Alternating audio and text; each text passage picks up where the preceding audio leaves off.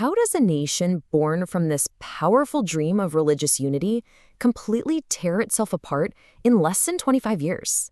Today, we're digging into the tragic story of the 1971 crisis, the one that split Pakistan in two and created the nation of Bangladesh.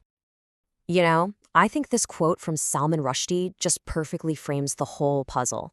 He called Pakistan a miracle that went wrong, a place insufficiently imagined. So, was the breakup just inevitable? Was it just about geography and economics? Or was it something deeper, a failure of what Rushdie calls the dreaming mind? So here's our roadmap. We're going to look at that miracle gone wrong and the two totally different visions for what Pakistan was even supposed to be. Then we'll see how that conflict just exploded, first over language, then a broken political deal, and finally into a horrifyingly violent conclusion. And it all leads back to this idea of a place that was insufficiently imagined. Okay, so first up, let's talk about the story you usually hear about this miracle gone wrong. Right, the common explanation is pretty simple. You have West and East Pakistan, separated by 1,000 miles of India. And you have the West, which held all the political power, economically exploiting the East. And look, those things are absolutely true. But the argument we're exploring today goes deeper. It says the real cause was a fundamental failure of understanding. And this failure wasn't just some minor disagreement. No, we're talking about two completely different dreams for the new nation that were on a collision course from day one. It really boils down to this. On one hand, you had the West Pakistani leadership. For them, Pakistan was an ideological state. It was meant to be a homeland for the entire Muslim nation of the subcontinent, and the whole point was to protect a shared Islamic culture. But on the other hand, for many Bengalis in the East, the dream was way more practical. It was about getting out from under the economic and political thumb of the Hindu elite in their own region, and it was about protecting their own unique Bengali culture and language. So you have one vision that's ideological and massive in scope, and another that's practical and regional. And this fundamental clash of visions, well, it first blew up over one of the most powerful symbols of identity you can have: language. So get this. Bengali was the mother tongue for the majority of people in Pakistan. The majority. Urdu, on the other hand, was spoken by less than 5% of the population. So why on earth was Urdu chosen as the one and only state language? It seems to make no sense. Well, this was the answer, delivered in 1948 by Pakistan's own founder, Muhammad Ali Jinnah. No ambiguity, no compromise.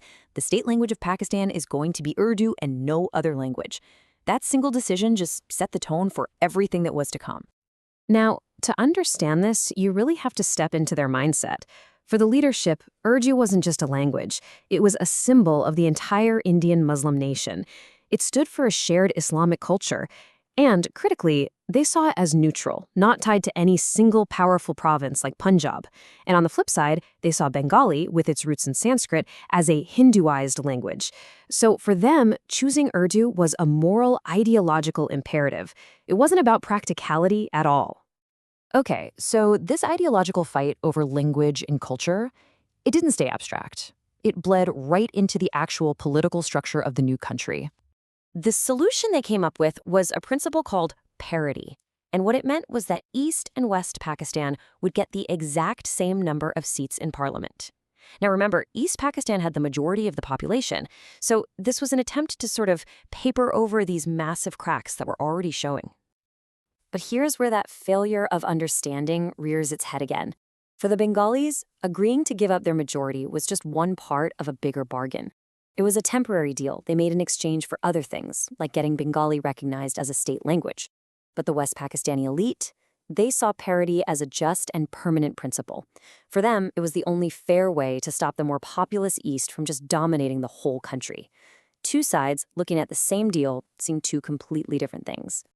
And that fragile compromise just completely shattered in 1970. For the very first time, the country held a free and fair national election. And the result was, well, it was a political earthquake. The Bengali Nationalist Party, the Awami League, didn't just win its region. It won 160 seats out of 300. That's an absolute majority. They had earned the democratic right to govern all of Pakistan. But the West Pakistani establishment, the military, and the leading political party there simply refused to accept that reality.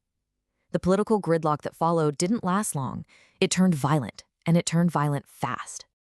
I mean, things just unraveled with incredible speed in March 1971. The Awami League's leader, Sheikh Mujib, demanded the transfer of power he had won. A few frantic, last-ditch negotiations went nowhere. And then, on the night of March 25th, the Pakistan Army launched Operation Searchlight, a brutal, coordinated military assault on the Bengali nationalist movement, starting in the capital, Dhaka. So why? Why did they think force would work? Well, it was all based on a series of truly tragic miscalculations. The military leadership was convinced this was all just the work of a tiny minority, stirred up by Indian agents. They held these deeply ingrained stereotypes about Bengalis being a weak, unmartial race that would just fold at the first show of force. And above all, they truly believed that the vast silent majority of Bengali Muslims were still loyal to their vision of united Pakistan. This quote from an army captain right after the crackdown began is just chilling. It gives you a window right into their mindset. There was this sense of accomplishment, like the problem was solved. The Bengalis have been sorted out well and proper, he says. The belief was that force was the only language they would ever understand. But listen to this quote from an army major. This one goes even deeper, and it ties the violence all the way back to that original ideological fight. He calls it a war between the pure and the impure, claiming the Bengalis were just Muslims in name, but were actually Hindu at heart. And then, that last line, we will even teach them Urdu. The violence wasn't just political. It was a mission to purify the nation, culturally and linguistically. And all of this, it brings us right back full circle to that haunting phrase from Salman Rushdie. So here's the key takeaway. The tragedy of 1971 wasn't just about politics or economics. At its heart, it was a profound failure of empathy and, yes, imagination. Pakistan's two halves held two fundamentally different, irreconcilable dreams of what their nation was supposed to be. And neither side could ever truly see, let alone accept, the other's vision as legitimate. Which leaves us with a final massive question. The story of 1971 is a specific, tragic moment in history, for sure, but it also asks something timeless, something that every diverse nation has to wrestle with. What happens when a country's founding dream isn't truly shared by all of its people?